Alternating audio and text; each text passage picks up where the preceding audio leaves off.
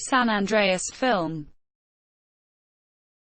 In today's video we'll learn about San Andreas film, going through the sections: abstract, plot, production, release, reception, sequel, external links. This project compresses information gathered from Wikipedia in video format. Why should I watch it? Studies prove that reading while listening improves comprehension, increases speed as well as expands vocabulary and enhances fluency. Provide your feedback on the comments section.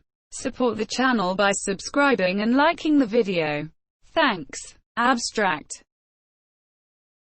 San Andreas is a 2015 American disaster film directed by Brad Peyton and written by Carlton Cuse, with Andre Fabrizio and Jeremy Passmore receiving story credit.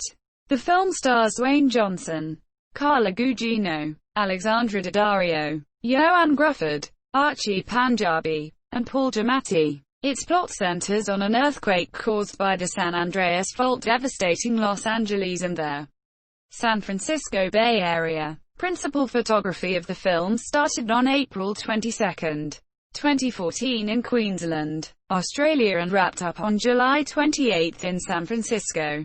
The film was released worldwide in 2D and 3D on May 29, 2015. Received mixed reviews from critics, praising the visual effects and Johnson and Gugino's performances but criticizing the plot and characters. It grossed $474 million worldwide. Plot. Caltech seismologist Dr. Lawrence Hayes and his colleague Dr. Kim Parker at Hoover Dam testing the new earthquake predicting model when a nearby and previously unknown fault ruptures, triggering a 7.1 magnitude earthquake that collapses the dam. Park is killed shortly after rescuing a child. Hayes discovers that the entire San Andreas Fault is shifting and will soon cause a series of major earthquakes, potentially destroying cities along the fault line. He begins racing to warn the population of California along with his students Alexei and Phoebe and reporter Serena Johnson. When a 9.1 magnitude earthquake devastates Los Angeles and San Francisco, Ray Gaines, a Los Angeles Fire Department helicopter rescue pilot going through a divorce from his wife Emma, finds himself rescuing her from a skyscraper in Los Angeles, and their daughter Blake becomes trapped in San Francisco in the office of Emma's boyfriend, Daniel Riddick, who then abandons her. Ben Taylor, a British engineer seeking employment, and his younger brother Ollie rescue Blake and they reach Chinatown, successfully calling her parents for help. Ray and Emma attempt to reach San Francisco in Ray's helicopter until it suffers a gearbox failure, forcing them to make an emergency landing at a shopping mall in Bakersfield. Amid the chaos of looting, Ray steals a Ford F-150 to continue the journey. The pair encounter a couple broken down on the side of the road shortly before the San Andreas Fault, which has reopened and blocked the road. Ray and Emma exchange the truck for an airplane the couple owns, as Blake, Ben, and Ollie attempt to reach Nob Hill to signal the pair after finding their previous meeting point at Coy Tower engulfed in flames.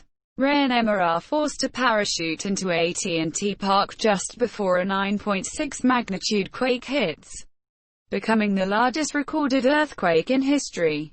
As the quake subsides, having destroyed much of the city, Ray and Emma commandeer a boat to reach the group, only to realize a tsunami is approaching San Francisco Bay. They manage to cross the way before it crests, barely avoiding a huge cargo ship caught up in the wave. The ship snaps the Golden Gate Bridge's center span in half, killing everyone on the bridge, including Daniel, and the wave swamps the ruined city, killing thousands more. Blake, Ben, and Ollie enter the gate, a building whose construction Daniel had been overseeing, but are still caught by the wave. As the building begins to collapse, trapping Blake underwater, Ray dives in, rescues her, and begins performing CPR. Emma crashes the boat through a window and drives the four of them out of the collapsing building. As Ray resuscitates Blake, the survivors regroup at a relief camp. where the reconciled Ray and Emma talk about their future. On the remains of the Golden Gate Bridge, an American flag unfolds, giving hope that the city will recover and rebuild. As rescue vehicles descend on the radically altered landscape of the San Francisco Bay Area, which has now extended from San Jose to Santa Cruz, turning the San Francisco Peninsula into an island. Production. On December 1, 2011, it was announced that New Line Cinema was developing an earthquake disaster film, San Andreas, 3D, from a script by Jeremy Passmore and Andre Fabrizio. Alan Lowe polished the script. On June 5, 2012, the studio set Brad Peyton to direct the film this year. On July 18, 2012, New Line tapped Carlton Cuse to rewrite the script for the earthquake disaster film this year. On July 18, 2013, The Conjuring writers Carrie Hayes and Chad Hayes were tapped by the studio to rewrite the film. Again, the film was also produced by New Line and Village Roadshow Pictures, along with Flynn Picture Company and Australian Limited Village Roadshow. On October 14, 2013, Dwayne Johnson closed a deal to star in the film, playing the role of a helicopter pilot searching for his daughter after an earthquake. On February 4, 2014, Alexandra Daddario joined the cast. On March 12, 2014, Carla Gugino joined the cast, reuniting with Dwayne Johnson, with whom she starred in Race to Witch Mountain and Faster. On March 14, 2014, Game of Thrones actor Art Parkinson joined the film's cast. On April 1, 2014, Archie Panjabi joined the earthquake film this year. On April 5, 2014, Todd Williams also joined the film, to play Marcus Crowlings, an old army friend of Johnson's character. On April 15, 2014, Colton Haynes was added to the cast of the film this year. On April 29, Joanne Grufford joined the cast of the film this year. Grufford played Daniel Reddick, a wealthy real estate developer who is dating Johnson's character's estranged wife. On May 28, Will Yoon Lee joined the cast to play Dr. Kim Park, the co-director of the Caltech Seismology Lab in the film this year. On June 11, Australian singer and actress Kylie Minogue joined the film to play Grufford's sister. On December 17, 2013, Variety reported that the film would be shot at Village Roadshow Studios in Gold Coast, Queensland, Australia. The production was set to start in April 2014 in Queensland, with locations including Ipswich and Brisbane. On March 20, 2014, it was announced that Gods of Egypt had started production in Australia, and San Andreas was set to begin soon after. On April 16, 2014, Johnson tweeted photos from the training for the film this year. Filming began on April 22, 2014 in Australia and was also shot in the Los Angeles area, Bakersfield, and San Francisco. On May 12, shooting took place in the Lockyer Valley. On May 10-11, shooting was taking place in Los Angeles and then production went back to Australia to complete their rest of shooting. On May 17, second unit was filming scenes in Bakersfield where a helicopter was spotted, while Johnson was busy in Gold Coast. On June 22, the crew was spotted filming disaster scenes on Elizabeth Street in Brisbane. The film's second unit started shooting on July 8 in San Francisco, while the first unit began shooting on July 21, wrapping up on July 27. On July 15-16, first unit was filming in Fisherman's Wharf, while a second unit was also filming in Embarcadero on July 16. On July 21, the filming was taking place at AT&T Park, where the crew shot a scene during a San Francisco Giants game. On July 22, they filmed an earthquake with fake victims and fake garbage at Hyde and Lombard Streets in Russian Hill. On July 23, crews were filming disaster scenes in the Armory. On July 26, they filmed some scenes near the Fairmont Hotel, with the last day of filming spent shooting on the California Street Inn Financial District. Wrapping up filming on July 27, 2014, On July 24, 2014, it was announced that Andrew Lockington would be composing the music for the film this year. 3 teasers were revealed and 2 of them include Robot Cock and Delia de France and Sia singing California Dreamin' by the Mamas and the Papas. The visual effects are provided by Hydraulx, Cinesite and Image Engine and supervised by Greg and Colin Strauss, Holger Voss and Martin Colpit with help from Scanline VFX and Method Studios. Release on December 5, 2013. Warner Brothers set the film for a June 5, 2015, release in 2D and 3D. On October 21, 2014, Warner Brothers moved up to the film's original release date from June 5, 2015 then to May 29, 2015. It was the company's first film to be released in Dolby Cinema. San Andreas was released on digital HD and Blu-ray DVD on October 13, 2015, upon its first week of release on home media in the US. The film topped the Nielsen Video Scan First Alert chart, which tracks overall disc sales, and debuted at number 2 at the Blu-ray disc sales chart with 40% of unit sales coming from Blu-ray. A surprisingly low ratio given the film's over-the-top special effects. It was blocked by the Diamond Edition Blu-ray disc edition of the 1992 Disney animated classic, Aladdin. As of 2016, it is available in 4K UHD Blu-ray. An image from the film featuring Johnson was released on March 17, 2014. The film's first trailer was released on December 9, 2014. Warner Brothers spent a total of $39.4 million on TV advertisement for the film this year. Reception. San Andreas grossed $155.2 million in North America and $318.8 million in other territories for a worldwide total of $474 million. It became the highest-grossing Warner Brothers film of 2015, and the 14th highest-grossing film worldwide overall.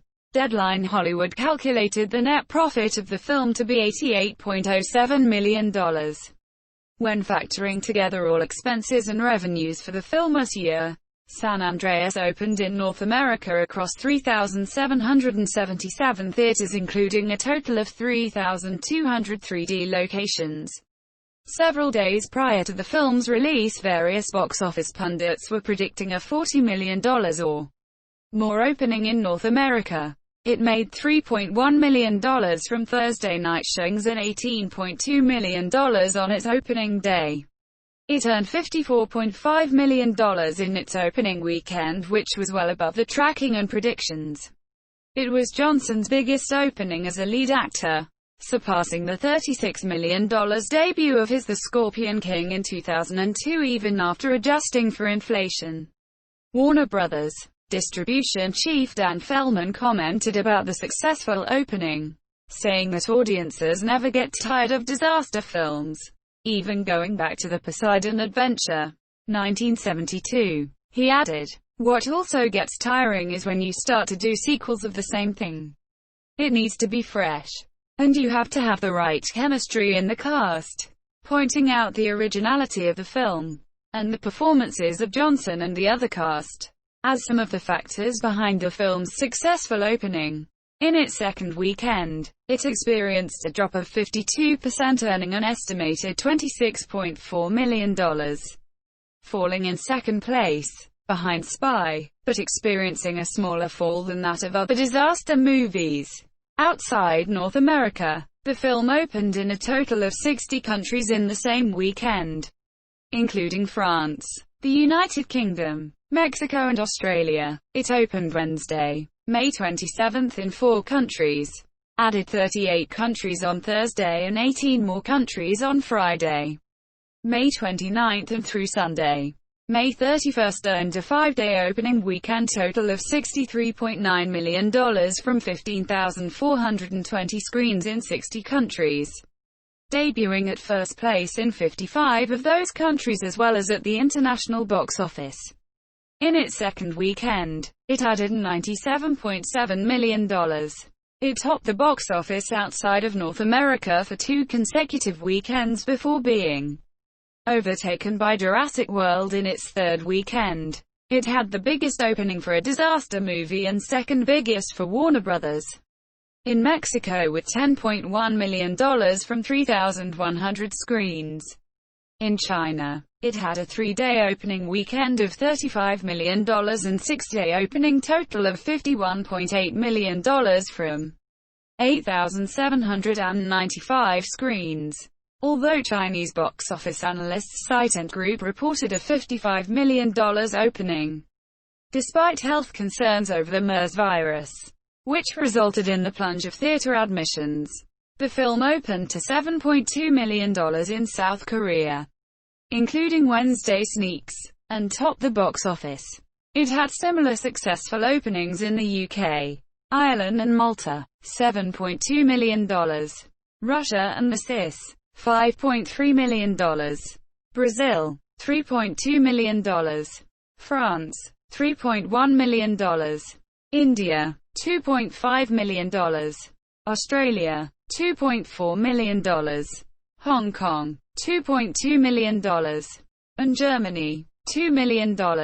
It became Warner Brothers' highest-grossing film of all time in Mexico, Chile, Colombia, Peru and Venezuela, and in China it is the fourth highest as of June 28, 2015 in total earnings.